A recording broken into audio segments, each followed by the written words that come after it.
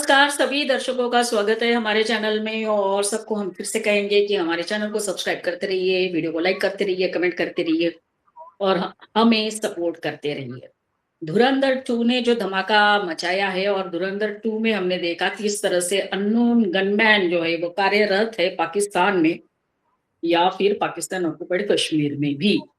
लेकिन ये वास्तविकता भी है क्योंकि जिस तरह की खबरें हमेशा आती है कि किसी ने मार दिया, किसी की इस तरह से डेथ हो गई, सस्पिशियस डेथ हो गई पाकिस्तान में किसी बड़े ऑफिसर की या कोई आतंकवादी की।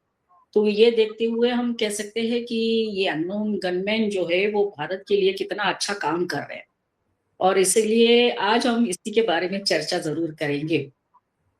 क्योंकि कल परसों ही एक खबर आई है कि पाकिस्तान के एक्स आर्मी चीफ बाजवा ये बाथरूम में कुछ मिस्टीरियस परिस्थिति में उनकी मौत हो गई। क्या इसके पीछे कोई षड्यंत्र था या फिर हमारे अननोन गनमैन फिर से एक्टिव हो गए हैं?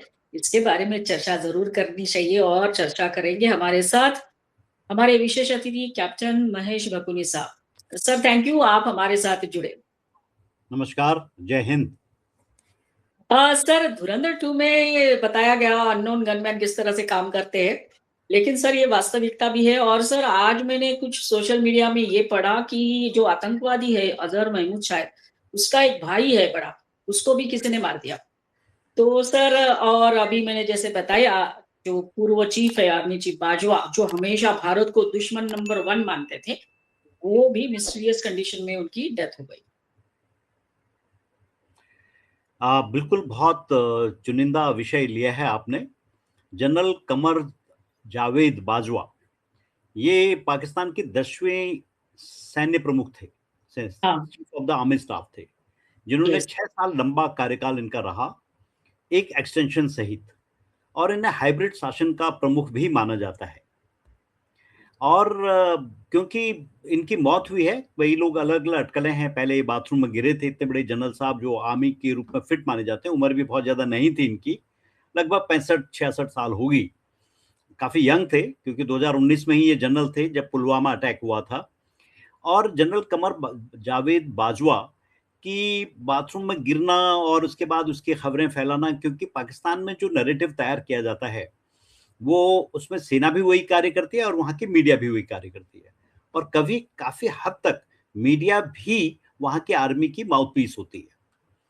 तो इसलिए जिस भी किसी शख्स की जो ऊंचे पद पर है उसकी मृत्यु होती है, तो उसमें कई अटकलें होती हैं, उसको साधारण मृत्यु नहीं माना जाता। तो इसलिए गौर से इस मौत को भी बड़े नजरिए से देखा जा रहा है।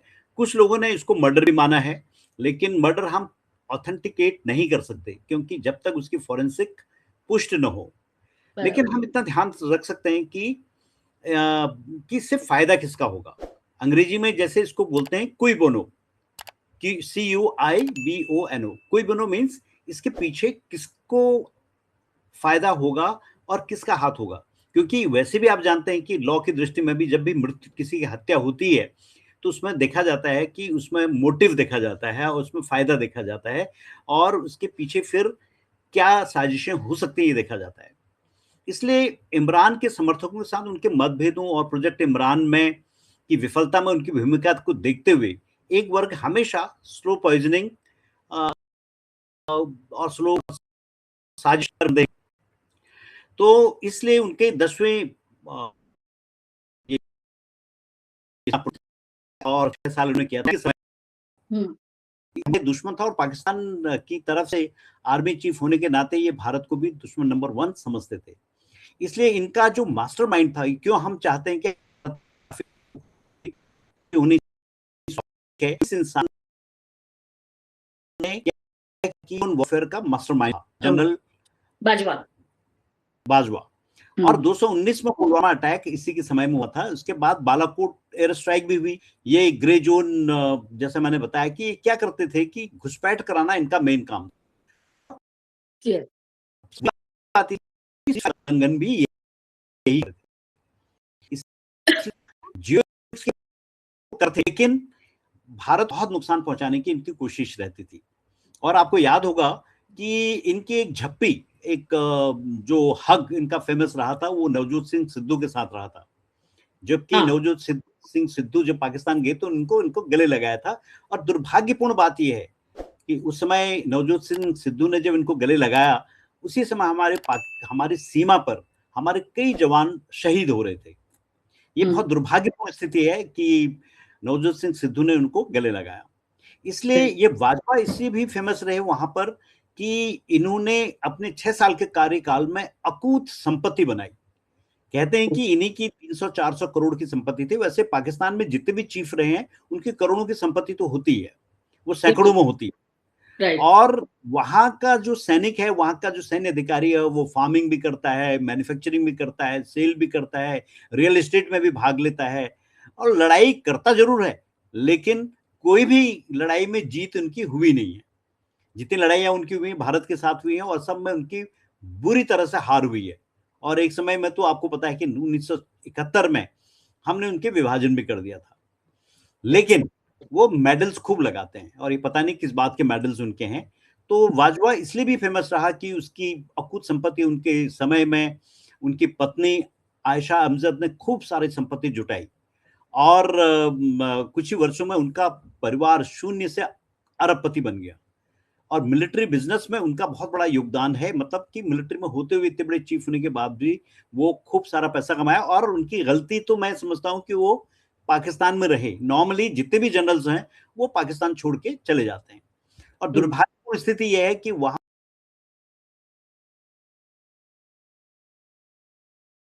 जितने भी ऊंचे पदों पर हैं, चाहे तो इसलिए उनका इस तरह से मरना बिल्कुल अप्रत्याशित है, जिसको एक्सपेक्टेड नहीं है। इसलिए इसको हत्या की दृष्टि से भी देखा जा रहा है, क्योंकि वो मानते हैं कि इसमें उनका हाथ माना जाता है। जो करंट फील्ड मार्शल है मियां मुनीर, मियां मुनीर का हाथ माना जाता है। और मियां मुनीर ने क्या किया, ये अक्सर आपने देखा होगा हमारे मुगलों के शासन से लेके वहां पर शक की गुंजाइश बहुत रहती है, एक दूसरे पर शक करते हैं और के लिए यस। और आप देखें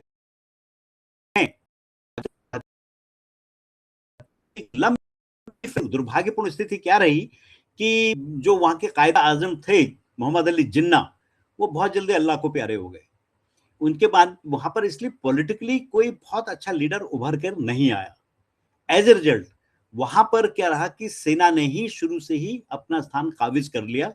और वहां पर इसलिए सेना का ही बड़ा योगदान या सेना का ही बड़ा इंपॉर्टेंस रही। जैसे कहते हैं कि पाकिस्तान एक ऐसा देश है जहां सेना के पास देश है, बल्कि भारत में क्या है, हमारे देश के पास सेना है। इसलिए आप देखेंगे कि वहां पर पाकिस्तान में जितनी मनमानी सेना ने की, उसका आपको देखा होगा कि इतने सालों में बिल्कुल हिंसा की ही राजनीति रही है। लियाकत अली खान 1951 में उनको, वो पहले प्रधानमंत्री थे जिनकी गोली मार कर हत्या कर दी गई। और आपको याद होगा जुल्फिकार अली भुट्टो, उनको 1979 में 1979 में जनरल जियाउल हक के शासन में उनको फांसी दी गई। लेकिन जैसा करोगे वैसा भरोगे, तो जनरल जियाउल हक को भी 1988 में उड़ा दिया। रहस्यमय विमान हादसे में C-130 एक विमान था, उसमें उनको उड़ा दिया गया। उसके बाद आता है साहब बेनजीर भुट्टो, जो कि जियाउल हक की उनकी भुट्टो की पुत्री थी। वो एक रैली के दरमियान, हमने भी उसे उसमें देखा था टीवी में, उसको आत्मघाती हमले में गोलीबारी में उनकी हत्या कर दी गई। उसके बाद जनरल परवेज मुशर्रफ आते हैं, कारगिल के थे, कारगिल युद्ध हाँ। के बाद यहाँ वाजपेयी बस यात्रा में वहां पाकिस्तान गए थे, वो कारगिल की तैयारी कर रहा था। दिन कुछ है नहीं इस देश में,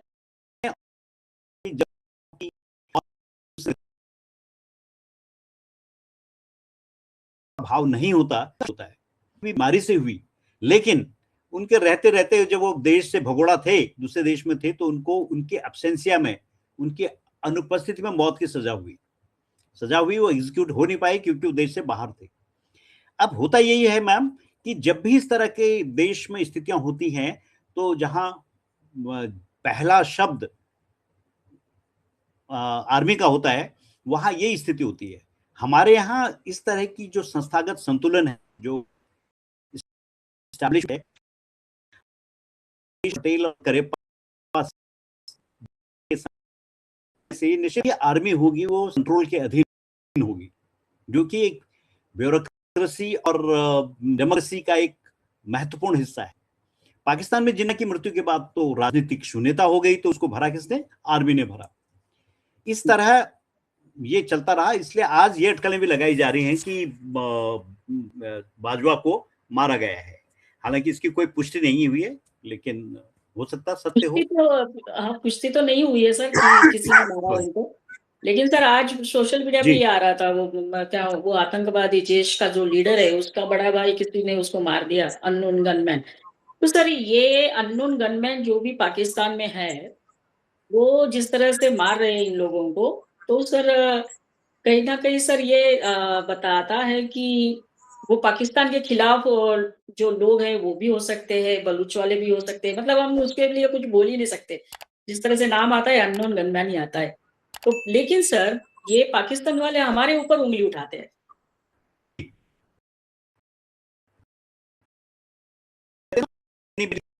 जब इनको अपना वो हिंदुस्तान की तरफ करते हैं, क्योंकि उनकी नाकाबिलियत, नाकामी है। आज हमारे देश में कोई टेररिस्ट अटैक नहीं हो रहा है। उसकी वजह है कि एक मजबूत प्रशासन, एक मजबूत शीर्षस्थ नेतृत्व और जो नेशन को, राष्ट्र को सर्वोपरि मानता है, वो हमारा रूल कर रहा है। तो स्वाभाविक है, तो हमारे देश में क्यों नहीं हो रहा है? जितने भी लोगों को शरण दी है इनके आतंकवादी, जहां तो पैदा ही मदरसों में आतंकवादी पैदा होते हैं, तो आप अगर दूसरे के लिए बुरा करते हैं तो कभी ना कभी आपका बुरा तो होगा ही। आप कहते हैं ना, किसी ने अगर आप कोई क्रिएट करते हैं, राइट। जनरल भिंडरावाला इसलिए सर को, अटल बिहारी वाजपेयी जी ने हमेशा कहा था। हेलो। जी जी जी हाँ सर। जी, आ, हाँ, अटल बिहारी अटल बिहारी वाजपेयी वाजपेयी जी ने कहते थे। आप पड़ोसी नहीं चुन सकते हैं अपना पड़ोसी, जो आपको विरासत में मिला है वही पड़ोसी हो सकता है। Right sir. यस। जी, तो मैं ये तो कहना सर, चाहता हूँ मैम कि ये जो हाँ कहते हैं ना कि जो इस तरह की हरकतें होती है, जैसे आपको ओसामा बिन लादेन है, जो मुझे जितनी मेरी थोड़ी बहुत नॉलेज है उस बारे में, ओसामा बिन लादेन को किसने क्रिएट किया था?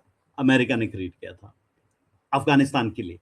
लेकिन वहां हानि पहुंचाने के लिए। लेकिन हुआ क्या, उसी ओसामा बिन लादेन ने अमेरिका के नाक में दम भर दिया जब उसने ट्विन टायर को उसकी मास्टर प्लान के तहत ढहाया गया।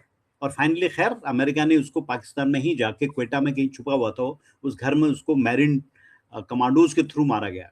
वैसे ही भारत में कहा जाता है कि जनरल भिंडरवाले को इंदिरा गांधी ने तैयार किया था। वहां पर वो पंजाब में कुछ डिवाइड एंड रूल की बात करने वाली थी, और वही भिंडरवाला इंदिरा गांधी के नाक में दम भरा और वो खालिस्तान का जन्म हुआ, खालिस्तान की भावना का जन्म हुआ।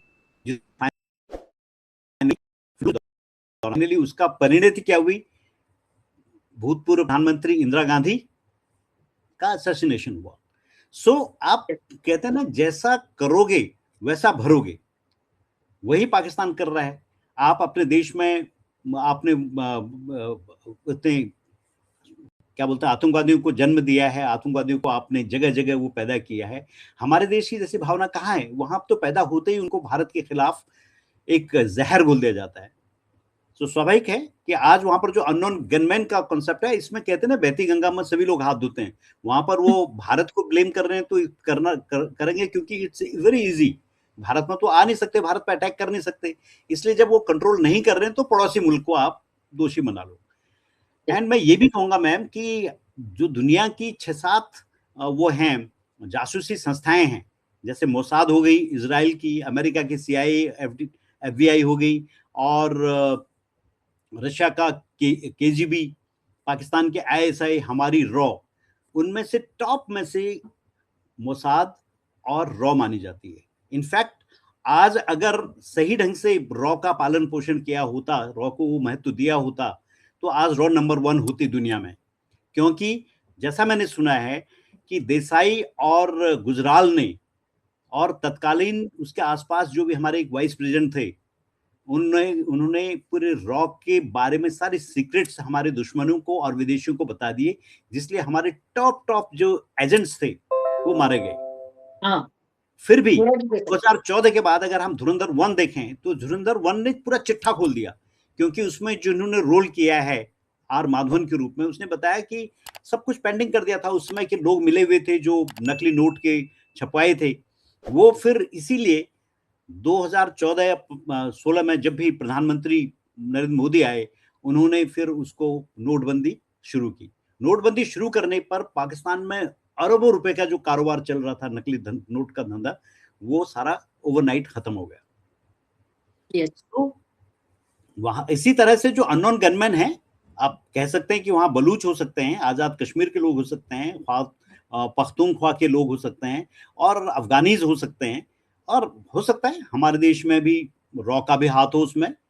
लेकिन उन दुश्मनों को, हम कोई पाकिस्तान के सिविलियन को तो नुकसान नहीं पहुंचा रहे हैं, हमें अपने दुश्मनों को ठिकाने लगाना है। भारत का कभी उद्देश्य नहीं रहा कि किसी मासूम की, किसी सिविलियन प्रतिष्ठान की को नुकसान पहुंचाया जाए, लेकिन हमारे दुश्मन जहां भी हैं उनके सोर्स को अटैक करना भारत की सबसे बड़ी जीत है और सबसे बड़ी विचारधारा है, सबसे बड़ी विदेश नीति है जो 2014 से मुकम्मल हुई है। वो ये है कि हमें दुश्मन को उसके सोर्स पर मिटाना है, जहां उसका स्रोत है उसको बंद करना है, उसको खत्म करना है। इसलिए ये अननोन गनमैन का कॉन्सेप्ट जो आ रहा है वो भारत में क्यों नहीं है, वही है। या हमारे यहां भी जब रहा होगा या कुछ हुआ हो तो कांग्रेस के काल में हुआ होगा। Right sir. तो तो एनीवे सर, ये जो अननोन गनमैन जो काम कर रहे हैं वो हमारे देश के लिए तो अच्छा ही काम हो रहा है। Definitely it's a blessing in disguise. Yes. ये ब्लेसिंग इन डिसगाइज है, और धुरंधर 2 इसको पूरा पोल खोलती है इस बारे में। इसलिए हमारे हाँ। लोगों के जो कुछ संप्रदाय के लोग, जो मैं इंटरव्यू देख रहा था उसमें टीवी में, कुछ संप्रदाय के लोग और कुछ अपोजिशन पक्ष वाले और कुछ सो कॉल्ड सेक्युलर लोग जो हैं, और या कह लो कुछ अर्बन नक्सल लोग हैं, वही इसकी खिलाफत कर रहे हैं। अगर गौर से देखा जाए तो एक आम आदमी भी जानता है कि इसमें किसी संप्रदाय के खिलाफ कुछ नहीं है, सिर्फ एक चीज को उजागर किया है कि कौन अननोन गनमैन है वहां पर, और किस तरह से उन लोगों को ठिकाने लगाए जा रहे हैं, और कहां कहां धुरंधर हैं। और आपको जानकर हंसी आएगी और खुशी भी होगी कि पाकिस्तान ने अभी लियारी में और कराची में एक मूवमेंट शुरू किया है, या कहना चाहिए एक सर्च ऑपरेशन शुरू किया है। वो धुरंधरों को ढूंढ रहे हैं, और बल्कि यस कहीं पर किसी ने बोला ये जो सर्च है उसके पीछे वर्दी है, ये इस तरह का कुछ कह रहे हैं कि वो तमाम ढूंढ रहे हैं कि अभी कहीं कोई धुरंधर तो नहीं छुपा हुआ है। बड़ा हास्यास्पद चीज है। तो लेकिन उनके यहाँ ये है, और ये चलता रहेगा जब तक वहां पर एक प्रॉपर सिविलियन सरकार, एक अच्छी सोच वाली सरकार नहीं पैदा होती, बिल्कुल बिल्कुल और ये सर। उन्हीं को खाओ देते रहेंगे जी। और सर ये हमारे यहाँ की संस्कृति भी है कि आप जब तक आप भय क्रिएट नहीं करते तब तक काम भी नहीं होता है, इसलिए तुलसीदास ने ऑपरेशन बोला है सिंदूर के रामचरित दौरान। मानस में, हाँ। तुलसीदास जी ने बोला है रामचरित मानस में, भय विन प्रीत हो न होत गोसाई। कहा है हाँ। उन्होंने जब वो समुद्र पार करने के लिए विनती कर रहे थे, कौन, रामचंद्र जी, हाँ। तो समुद्र मान नहीं पा रहा था, बिना न मानत जलधि जड़, गए 3 दिन बीत। तब उसमें कहता ना, भय बिन प्रीत, भय बिन होत न प्रीत। तो भय के बिना तो प्यार भी नहीं होता, तो जिससे यस। दोस्ती नहीं हो सकती। तो जब लक्ष्मण जी ने कहा कि मैं इसको एक तीर मार के सुखा दूंगा, तब वो चरणों पर लौटना शुरू किया समुद्र ने। तो वही चीज है कि आज हमारे देश में भय उनके लिए है जो देश के बारे में, जो देश का हित सोचते हैं, जो देश के दुश्मन है उनको भय हम पैदा कर रहे हैं। वही इसने धुरंधर 2 ने भी किया है। यस, एक मूवी ने वहां पे वो क्या बोलते हैं, एक धमाका किया है या तहलका मचा दिया है धुरंधर ने। और सर अभी मैंने एक मीम भी देखा कि धुरंधर तो भारत आ गया, जिनकी धुरंधर का जो असिस्टेंट बताया है वो पाकिस्तान में ही है अभी, तो वो अननोन गनमैन का काम कर रहा है। Very true, very true. और हमें ये सोचना चाहिए, क्योंकि हमारी पुरातन संस्कृति भी यही बताती है कि यस। आप अच्छा करें तो राइट। आपका अच्छा होगा। जैसे कहते हैं ना, शठे शाठ्यम समाचरित, हमारी संस्कृत में बोला है, सठ के साथ सठ का ही व्यवहार करना पड़ेगा। जो राइट। जिसमें भी दुष्ट है ना, उनको वही होता है। क्योंकि आप कहते हैं ना, if you create an enemy, आप अपने दोस्त का बुरा करने की सोचें, तो कल को वही जिसको बीच में आपने सिखाया हुआ है आपके खिलाफ खड़ा होगा जी। यस। यस। तो सर हम आशा करते हैं कि ये अननोन गनमैन जो है वो अपने जो भी उनके टारगेट्स है वो उन टारगेटों को सक्सेसफुल करते रहे और भारत को इनडायरेक्टली हेल्प करते रहे। और हम ये आशा भी करते हैं कि धुरंधर 2 में जो कुछ भी इनकम्प्लीट काम बताया गया है वो पूरा कंप्लीट हो जाए। तो सर हम आपको धन्यवाद देना चाहेंगे, आप हमारे साथ जुड़े, चर्चा की। सभी दर्शकों को हम कहेंगे कि हमारा ये वीडियो देखिए, लाइक करिए, कमेंट करिए, शेयर करिए और हमारे चैनल को सब्सक्राइब करते रहिए। धन्यवाद सर, जय हिंद, वंदे मातरम। Thank you. जय हिंद, वंदे मातरम।